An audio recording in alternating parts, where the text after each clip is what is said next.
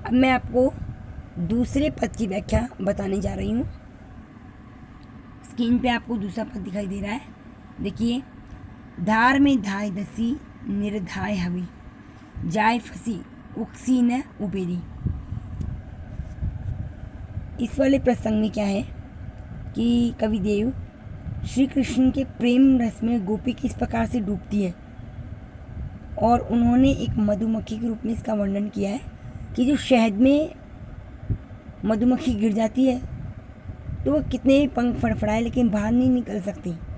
इस तरह से एक गोपी दूसरी गोपी को बताती कि मेरी आँखें श्री कृष्ण के प्रेम रस में डूब करके कैसे उनके प्रेम के जाल में फंस गई कि मैं निकालना चाह रही हूँ अपने आप को लेकिन निकल नहीं पा रही हूँ। तो देखिए, धार में धाय दसी निराधार हवे, जाय फसी उक्सी न उबेरी। इसमें एक गोपी दूसरी गोपी से कहती है कि हे सखी, मेरी आंखें तो श्री कृष्ण के प्रेम में ऐसी डूब गई है कि जाए फंसी उक्सी न उबेरी, कि मेरी आंखें बिना सोचे समझे श्री कृष्ण के प्रेम रस में डूब गई और उक्सी न उबेरी। अब मैं उसे निकालना चाह रही हूँ लेकिन वो निकल ही नहीं पा रही।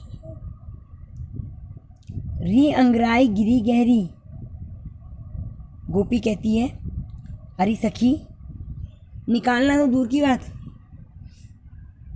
री अंगराई गिरी गहरी, अंगराई लेना भी ये तो मतलब कि आँखों को मैं घुमाना चाह रही हूँ तो भी मेरी आँखें नहीं घूम पा रही। ये तो उस प्रेम की रस की धारा में गहरी नदी की तरह जाकर गिर पड़ी और उन्हीं के प्रेम में मग्न हो गई। फेरी फिरी वो घिरी नहीं घेरी, फेर रही हूँ नहीं फिर रही, घेर रही हूँ नहीं घिर रही। यानी मैं कैसे इनको मोड़ना चाह रही हूँ, पलटना चाह रही हूँ लेकिन ये नहीं पलट पा रही। देव कछु अपनों बसना, कवि देव कहते हैं कि अब तो मेरी आंखों पे मेरा बस भी नहीं चलता। रस लालच, रस के लालच में, श्री कृष्ण के प्रेम रस के लालच में ये आंखें डूब गई।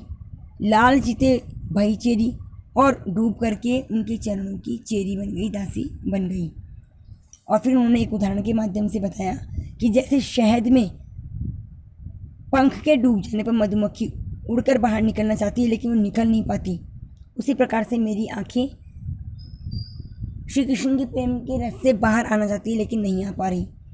बेगी बूढ़ी गई पखियाँ, बूढ़ी गई डूब गई, बेगी शीघ्र डूब गई, पखियाँ पंख, कि श्री कृष्ण के प्रेम के रस में जिस प्रकार से वो मधुमक्खी शहद में डूब जाती है उसी प्रकार से मेरी जो आँखें वो श्री कृष्ण के प्रेम में डूब गई। आँखियाँ मधु की मक्खियाँ भरी मेरी, कि श्री कृष्ण के मनमोहक स्वरूप के मधु में फंसकर अब वो लौटने में असमर्थ हो गई। कहने का मतलब है कि एक गोपी दूसरी गोपी से कहती है कि अब मैं चाहकर भी अपनी आँखों को श्री कृष्ण के प्रेम रस से नहीं निकाल पा सकती। विशेष देखिए, भाषा सरल और सहज है, अलंकार और मुहावरों का प्रयोग हुआ है, और शहद और मधुमक्खी का उदाहरण देकर के और इस प्रसंग की शोभा को बढ़ाया गया है और श्रृंगार रस की प्रधानता करी गई है।